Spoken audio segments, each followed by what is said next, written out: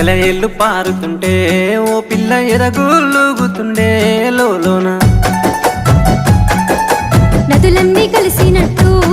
పిల్లగా నవ్వెంత బాగున్నది నీలోన